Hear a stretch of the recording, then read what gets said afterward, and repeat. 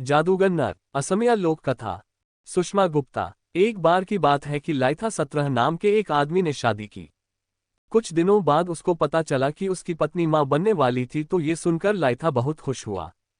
उन लोगों का चावल का खेत था, सो वे लोग वहीं काम करते थे। लाइथा की पत्नी भी वहीं काम करती थी, सो वे दोनों वहीं काम करते रहे। एक दिन लाइथा की पत्नी जब खेत पर काम करने जा रही थी तो उसका बच्चा उसके पेट में से ही बोला, माँ, आज बहुत तेज बारिश होने वाली है, पानी से बचने के लिए तुम खजूर का एक पत्ता साथ लेती जाओ। माँ बोली, तुम तो अभी मेरे पेट के अंदर ही हो, तुम्हें बारिश का क्या पता। उसने बच्चे की बातों पर ध्यान नहीं दिया और वह खेत पर काम करने चली गई। वहां पहुंचने के बाद तो इतनी जोर की बारिश हुई कि वह तो वहां सारी की सारी भीग गई। उसको ये सोचकर बड़ा आश्चर्य हुआ कि उसके पेट में बच्चे को कैसे पता चला कि आज इतनी जोर की बारिश आने वाली है। अगले दिन जब वह फिर खेत जाने के लिए तैयार हुई तो वह बच्चा फिर बोला, माँ, आज बहुत गर्म होने वाला है, खेत पर अपने साथ पानी ले जाओ पीने के लिए। पर माँ ने फिर वही जवाब दिया, कल तो कितनी तेज बारिश हुई थी और आज तुम गर्मी के बारे में बता रहे हो। तुम मौसम के बारे में इतना सब कैसे जानते हो, तुम तो अभी मेरे पेट के अंदर ही हो। और वह खेतों को पीने का पानी लिए बिना ही चली गई, बल्कि वह खजूर का एक पत्ता साथ में ले गई। पर खेतों पर पहुंचने पर वह खजूर का पत्ता तो काम नहीं आया, क्योंकि उस दिन वाकई बहुत गर्म था। पर हाँ, क्योंकि वह पानी साथ में लेकर नहीं गई थी, इसलिए वह घर प्यासी जरूर लौटी। कुछ दिनों बाद वह बच्चा पैदा हुआ। उसका नाम रखा गया नर। खेतों पर इस समय फसल पक चुकी थी, उसकी कटाई हो रही थी, सो दोनों पति पत्नी खेत काटने में लगे हुए थे। वे नर को कहाँ छोड़ते, इसलिए वे उसको अपने साथ ही खेतों पर ले जाते थे। खेत पर ही उनका एक छोटा सा घर था, उसके बरामदे में वे उसको लिटा देते थे और खुद खेतों में काम करते रहते थे। एक दिन नर ने अपने ऊपर एक पतंग उड़ती हुई देखी। वह रो रही थी। उसको रोते देखकर नर ने उससे पूछा, ओ पतंग, तुम क्यों रो रही हो? क्या आज बहुत बारिश होने वाली है, या फिर आज का दिन बहुत गर्म होने वाला है? नर के माता पिता ने, जो थोड़ी ही दूर पर काम कर रहे थे, किसी आदमी के बात करने की आवाज सुनी तो उनको लगा कि घर में कोई आदमी है जो बोल रहा है। सो नर का पिता जोर से बोला, कौन है? थोड़ा शांत रहो, इतनी जोर से मत बोलो, मेरा बेटा जाग जाएगा। पर बच्चे ने पतंग से अपना सवाल फिर से किया तो पिता को फिर से बात करने की आवाज सुनाई दी। वह फिर बोला, कौन है हमारे घर में जो इतना शोर मचा रहा है? मैं कह रहा हूं कि शांत हो जाओ, और वह है कि सुनता ही नहीं। इतना कहते कहते वह घर की ओर दबे पांव बढ़ा कि देखूं तो वहां कौन है। पर वहां जाकर उसे सिवाय अपने बच्चे के और कोई भी दिखाई नहीं दिया। उसने सोचा कि या तो उसको कुछ वहम हो गया था और वहां कोई था ही नहीं, और अगर वहां कोई था भी तो लगता है कि वह भाग गया। अगले दिन नर ने पतंग से फिर बात की तो नर के पिता ने फिर किसी के बात करने की आवाज सुनी। अब की बार वह घर की तरफ दबे पांव बढ़ा कि देखूं तो सही कौन है। पर वहां जाकर उसने देखा कि वहां तो उसका अपना बच्चा ही बात कर रहा था। ये देखकर उसको बहुत दुख हुआ और उसे डर लगा कि एक दिन उसका बेटा उसकी सारी जादुई ताकतें उससे ले लेगा, क्योंकि वह तो खुद ही एक बहुत अच्छा जादूगर था। सो इससे बचने के लिए उसने नर की जीभ का एक छोटा सा टुकड़ा काट लिया। लाइथा ने अपना जादू अपनी पीठ पर बने एक घूमर में रखा हुआ था, जो उसके कंधे की हड्डी के बिल्कुल नीचे था। नर जब 12 साल का हो गया तो वह चिड़ियों का शिकार करने लायक हो गया था। एक दिन वह एक गली से जा रहा था कि वहां उसने एक लड़की को बैठे कपड़ा बुनते हुए देखा। उसने उसको छेड़ना शुरू कर दिया। उसने उस लड़की की कपड़ा बुनने की शटल फेंक दी। ये सब उस लड़की को अच्छा नहीं लगा। लड़की बोली, मुझे तंग मत करो। यदि तुम मुझे तंग नहीं करोगे तो मैं तुम्हें बताऊंगी कि तुम असल में क्या हो। नर ने उसको तंग करना बंद कर दिया और उससे पूछा, अब बताओ मैं असल में क्या हूं? वह लड़की बोली, तुम्हारे पिता ने बचपन में ही तुम्हारी जीभ में से एक टुकड़ा काट लिया था ताकि वह तुम्हारा जादू ले सके।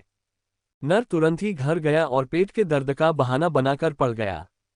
उसके पिता ने उसके ऊपर बहुत से जादू किए, पर उसका कोई जादू उसके पेट के दर्द पर काम नहीं कर सका। फिर नर ने अपने पिता से कहा कि यदि वह उसको अपनी पीठ पर बिठाकर थोड़ी देर घुमा दे तो शायद उसके पेट का दर्द ठीक हो जाए। उसके पिता ने उसको उठा तो लिया, पर इस डर से कि कहीं वह उसका जादू न चुरा ले, उसको अपनी जांघ पर बिठाकर घुमाने लगा।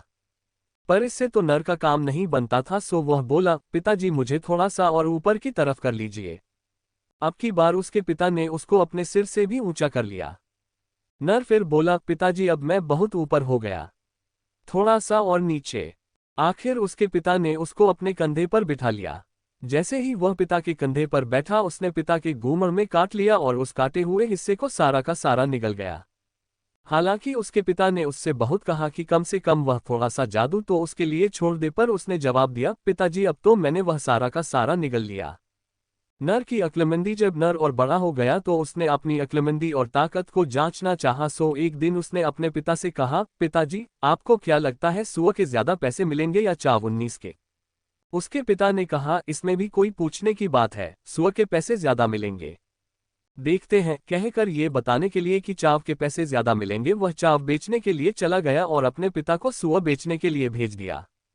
लोगों ने सुअर खरीदने की तो हिम्मत नहीं की, पर चाव क्योंकि सभी खाते थे इसलिए उसे हर आदमी थोड़ा थोड़ा लेना चाहता था। इस तरह चाव तो जल्दी खत्म हो गया, पर उसके पिता का सुअर नहीं बिका। नर ने अपने पिता से पूछा, पिताजी आप ठीक थे या मैं? उसके पिता ने जवाब दिया, बेटा तुम ही ठीक थे, तुम तो टॉसो हो। तुम तो जब अपनी माँ के पेट में थे तुम तभी से बहुत अक्लमंद हो। कुछ दिन बाद नर ने अपने पिता से पूछा, पिताजी अगर एक हिरन और एक चूहा दोनों सड़क पर भागे जा रहे हों तो लोग किसका पीछा करेंगे, हिरन का या चूहे का? उसके पिता ने तुरंत जवाब दिया, ये भी कोई पूछने की बात है, लोग हिरन का पीछा करेंगे। नर ने अपने पिता को फिर से गलत साबित करने के लिए खुद तो एक चूहा सड़क पर छोड़ दिया और अपने पिता से एक हिरन छुड़वा दिया। जैसे ही हिरन को छोड़ा गया वह तो तुरंत ही भाग गया, मगर जब चूहा छोड़ा गया तो उसे सबने देखा। वे सब उसके पीछे दौड़े, उसको पकड़ा और उसको मार दिया। इस प्रकार नर ने ये फिर से साबित कर दिया कि वह सही था और उसका पिता गलत था, पर नर के पिता ने उसे फिर से वही जवाब दिया जो उसने उसे पहले दिया था। नर और नसाइपोनर अब बहुत होशियार जादूगर हो गया था और अब वह किसी से डरता भी नहीं था। एक दिन नर का पिता एक गांव के सरदार नसाइपो से मिलने गया। नसाइपो भी एक बहुत बड़ा और होशियार जादूगर था। जब नर का पिता नसाइपो के पास पहुंचा तो नसाइपो ने उससे पूछा, तुम यहां तक मौत की नदी पार करके आए हो, है न? नर के पिता ने कहा, हाँ मैं मौत की नदी पार करके आया हूं। इसके बाद नसाइपो ने बियर खोली, उसमें से उसने खुद भी ली और नर के पिता को भी दी। जैसे ही नर के पिता ने बियर चखी वह मर गया। नसाइपो ने उस बियर को नर के पिता को देने से पहले ही उसके ऊपर जादू कर दिया था। नर ने जब ये सुना कि नसाइपो ने उसके पिता को मार डाला तो वह बहुत गुस्सा हो गया और उसने नसाइपो से बदला लेने का विचार किया। वह नसाइपो के गांव चल दिया। नसाइपो ने नर को अपने घर की तरफ आते देख लिया था तो उसने अपने जादुओं को बुलाया और उनको खाने पर पूरे घर में और घर के दरवाजे पर तैनात कर दिया ताकि नर उसको कोई नुकसान न पहुंचा सके। नर भी होशियार था, उसने भी यह सब दूर से ही देख लिया था। नसाइपो अपने घर के बाहर पहरा दे रहा था सो नर एक चूहा बन गया और रात के समय नसाइपो के घर में एक छेद में से होकर घुस गया। वह एक भट्टी के पास जाकर निकला और वहां जाकर वह फिर से आदमी बन गया।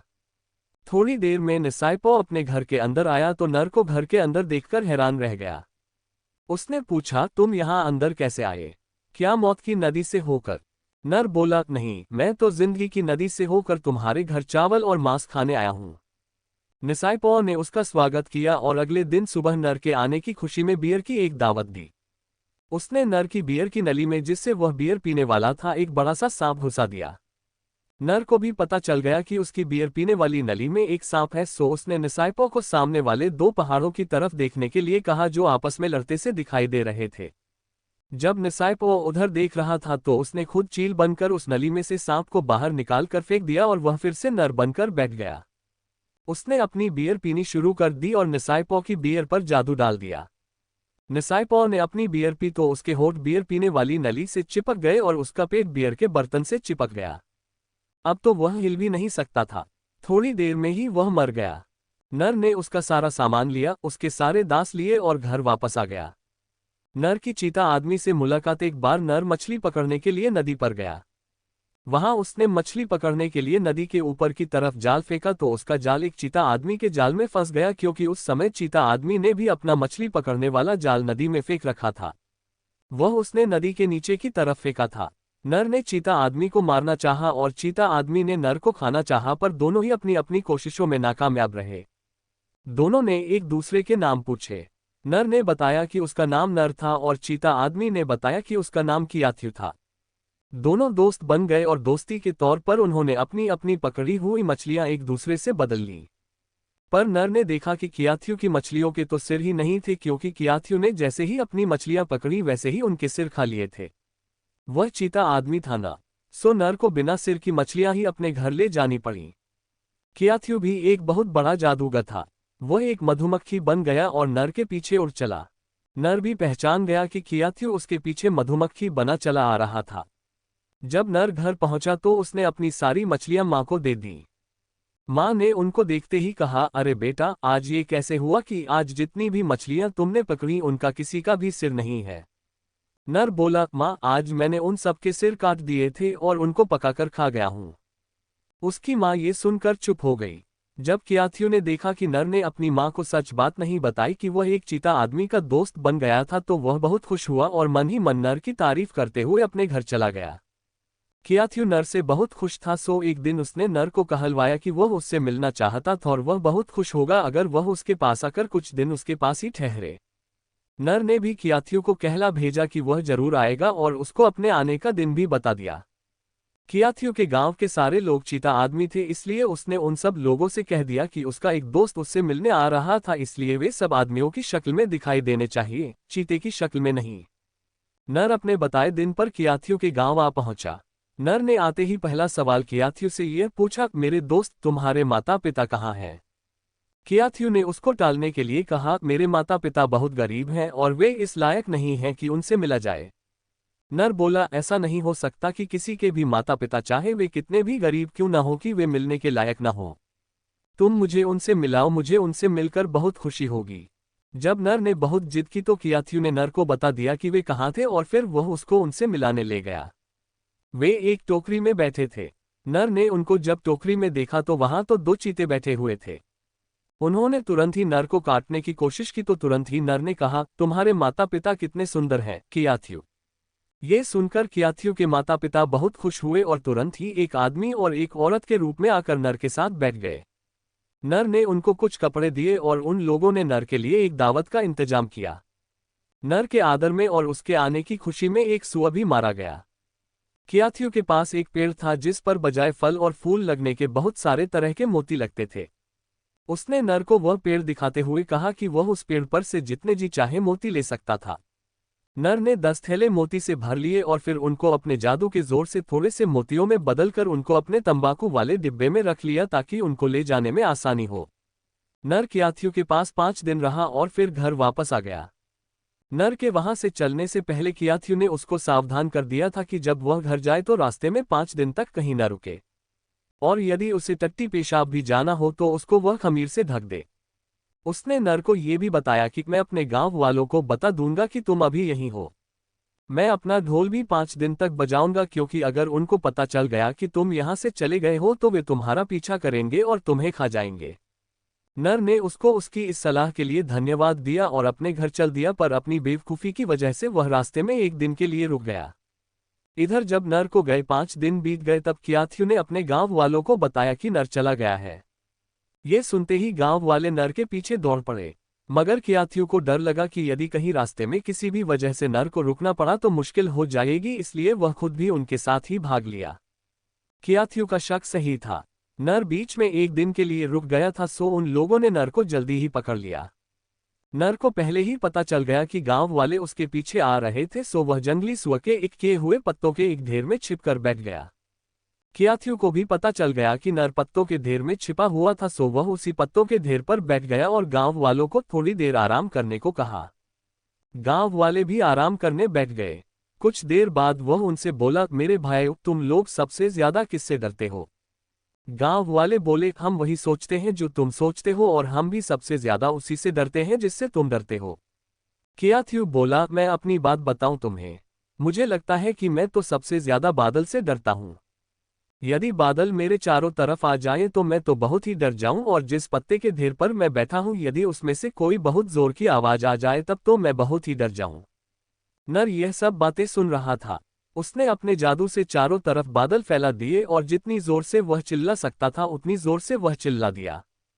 चारों तरफ बादल देखकर और वह जोर की आवाज सुनकर सारे चीता आदमी डर के मारे वहां से भाग लिए, केवल कियाथ्यू रह गया। कियाथ्यू ने तो उनसे ये सब केवल इसीलिए कहा था ताकि वे लोग वहां से भाग जाए, सो वो भाग गए। उनके जाने के बाद कियाथ्यू ने नर से कहा, तुमने ये क्या बेवकूफ़ी की कि तुम रास्ते में रुक गए? नर बोला, हाँ, वाकई यह मेरी बेवकूफ़ी थी, मुझे माफ कर दो। फिर वह अपने घर वापस आ गया। वहां आकर उसने अपने उन थोड़े से मोतियों को 10 थैले मोतियों में बदल लिया और काफी सारे मोती उसने अपने दोस्तों में बांट दिए। नर का भाई इसके बाद नर के बड़े भाई ने भी, जो थोड़ा सा बेवकूफ था, सोचा कि वह भी नर की तरह जाएगा और मोती एक करके लाएगा। सो वह भी कियाथियों के गांव की तरफ चल दिया। जब वह कियाथियों के घर पहुंचा तो नर की तरह से उसने भी कियाथियों के माता पिता के बारे में पूछा। कियाथियों ने उसको टालने के लिए कहा, मेरे माता पिता बहुत गरीब हैं और वे इस लायक नहीं हैं कि उनसे मिला जाए। नर के भाई ने भी नर की ही तरह ही जवाब दिया, दुनिया में किसी के भी माता पिता ऐसे नहीं हो सकते जिनसे न मिला जाए, चाहे वे कितने भी गरीब क्यों न हो। तुम मुझे उनसे मिलाओ, मुझे उनसे मिलने में अच्छा लगेगा।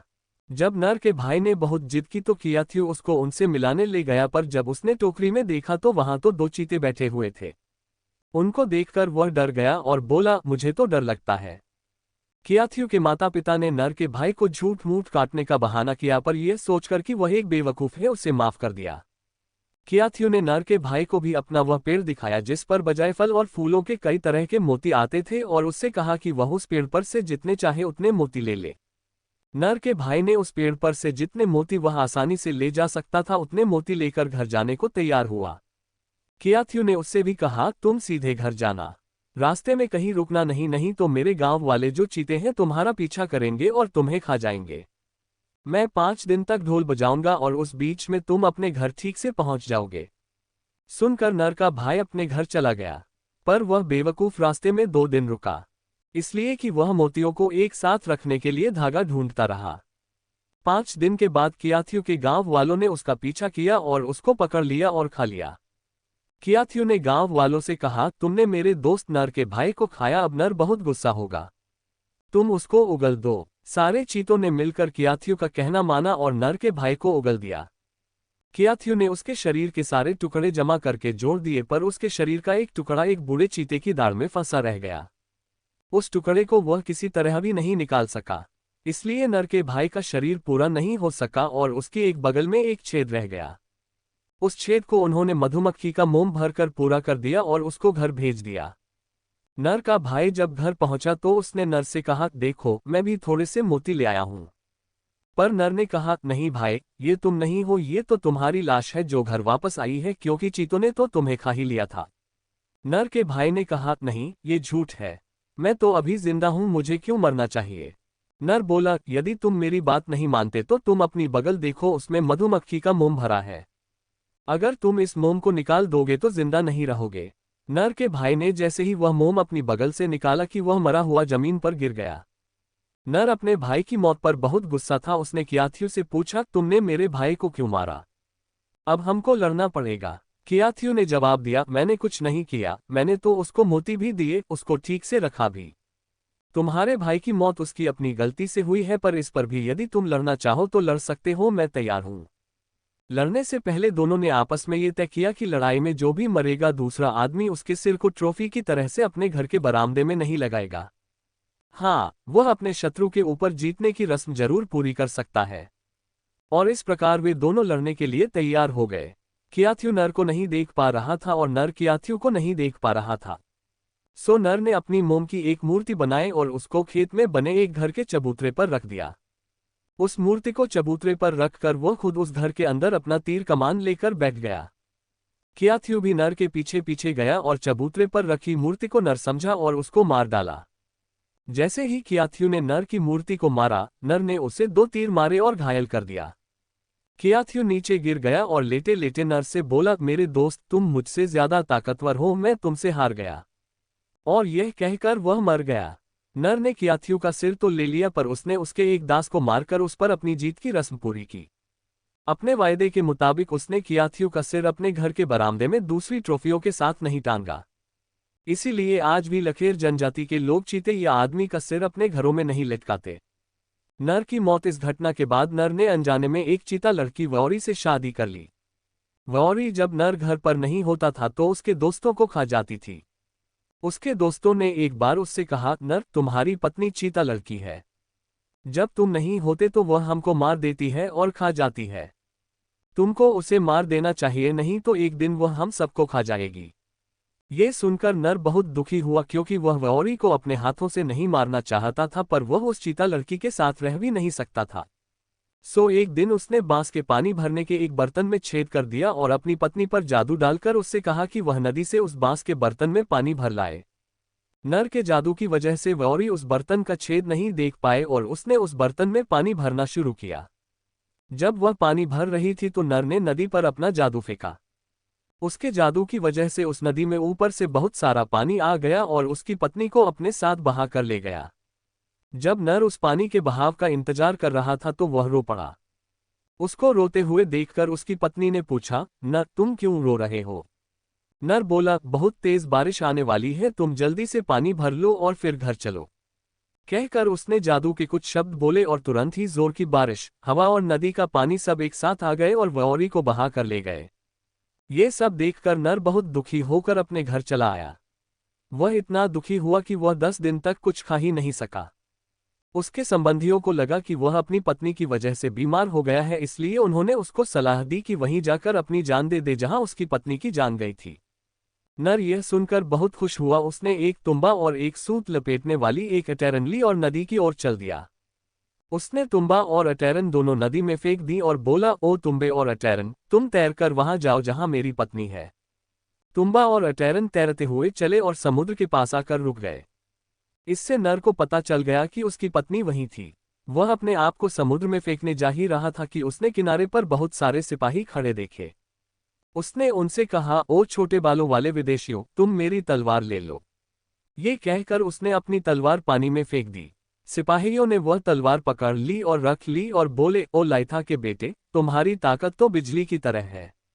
नर फिर बोला, मैं अब पानी के अंदर जा रहा हूं, लेकिन उससे पहले जो कुछ मेरे पास है वह मैं बाहर फेंकना चाहता हूं। मेरी अक्लमंदी, मेरी ताकत, मेरा जादू, जो कोई चाहे वह इन्हें ले सकता है। और ऐसा कहकर उसने अपना सब कुछ बाहर फेंक दिया और पानी में कूद गया।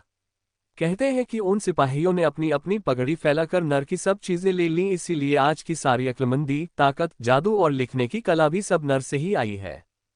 दोस्तों, आशा है आपको ये जादूगर नर असमिया लोक कथा पसंद आई होगी। आप इसे लाइक करें और अपने फ्रेंड्स के साथ शेयर भी करें। मजेदार हिंदी स्टोरीज के लिए हमें सब्सक्राइब करें प्लीज। थैंक्स।